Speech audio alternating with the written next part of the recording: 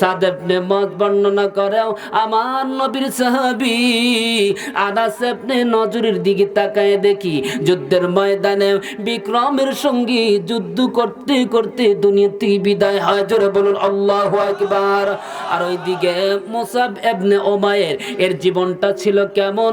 ও যুবক ভাই, তোমাদেরকে বলি, তোমরা যদি বাড়িতে বাবা যদি একটু টাকার মালিক হয়ে যায় এই জন্য বড় ক্ষমতার বাহার দেখাও, কিন্তু মুসাব ইবনে উমাইর ছিলেন তদানীন্তনকাল মক্কাবাসীদের মধ্যে শ্রেষ্ঠ ধনাঢ্যবান ব্যক্তির একটা সন্তান। জোরে বলুন আল্লাহু আকবার।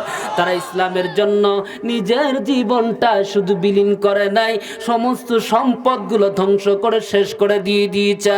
এই মুসাব ইবনে উমাইর এমন একটা ব্যক্তি ছিল, মক্কায় বসবাস করতো, অথচ তার জীবনীতে আসছে ওর গায়ের যে পোশাকগুলো ব্যবহার করত সবচাইতে দামি পোশাকগুলো ব্যবহার করত। শুধু তাই নয়, যেই আতরগুলো ব্যবহার করত, যেই পারফিউমগুলো ব্যবহার করত, মক্কার সবচাইতে ধনাঢ্যবান দোকান থেকে দামি ওই পারফিউমগুলো কিনে এনে ব্যবহার করত। এত তার স্বাচ্ছন্দ্য, তার বোধগুলো ছিল, এমন বিলাসবহুল জীবন পরিচালনা করত। ব্যাখ্যাতে এসেছে এই মুসাব ইবনে উমাইর পায়ের জুতা ইয়ামিন থেকে আনতরা, নিজের দেশের জুতা পর্যন্ত এই লোকটা ব্যবহার করত না। এখন বলুন, এক জোড়া জুতো যদি আপনি ইন্ডিয়া থেকে আনতে যান, দাম বেশি লাগবে না কম লাগবে?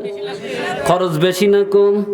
আমরা বাংলাদেশে ইন্ডিয়ান যেগুলো ব্যবহার করি, আসলে তো বাংলাদেশ থেকে এগুলো তৈরি করে, ওখান থেকে কিছু কাঁচা মাল বাংলার মাল জড়ায়া এক জায়গায় করে বানায়, কথা বলেন।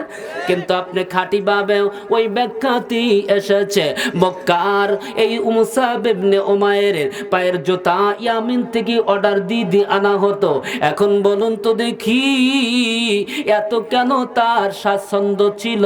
এর জন্য আল্লামা কি বলেছিল, এরা বাংলার জমিনের মানুষ,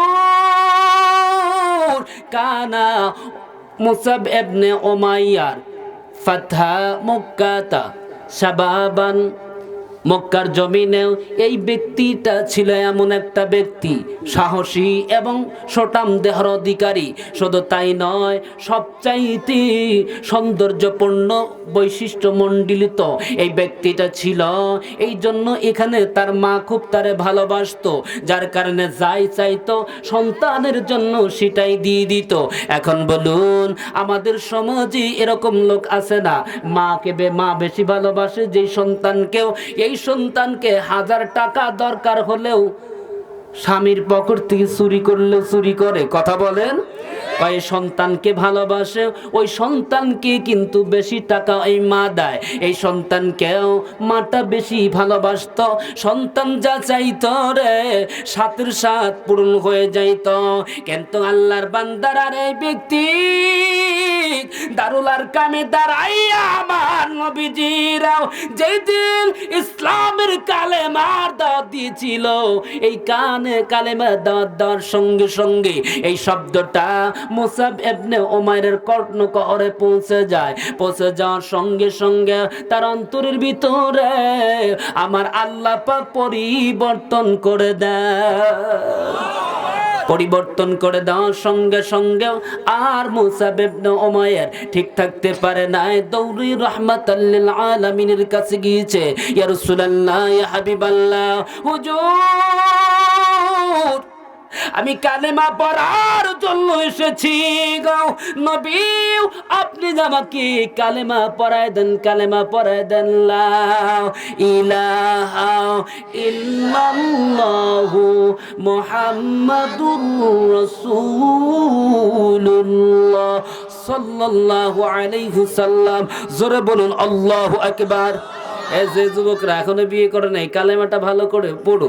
এই কালেমার নাম হলো কালেমাতুত তাইয়্যিবা, মনে রাখতে হবে কালেমাতুত।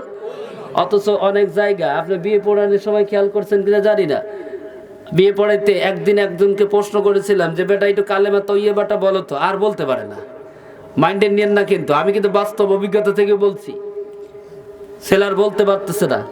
আমি হতবদ্ধ হয়ে গেলাম, মুসলমানের ঘরের সন্তান কালেমা তাইয়্যিবা যদি না বলতে পারে, এ কলঙ্ক না মার্কা মুসলমান, কথা বলেন। আর এই মুসলমানকে আল্লাহ চায়। খুব রাগ হলো মনের মধ্যে, কিন্তু রাগ হইলে তো প্রকাশ করা যাচ্ছে না। আমি তখন রাগে একটা কথা বের করলাম, বেটা বলো তো দেখি, ফকির মিসকিনরা বাড়ির সামনে দাঁড়িয়ে একটা কথা বলে, ওই কথাটা কি? তখনও ছেলেটা বুঝতে পারছে যে লা ইলাহা ইল্লাল্লাহ, মা গুরদি ভিক্ষে দাও।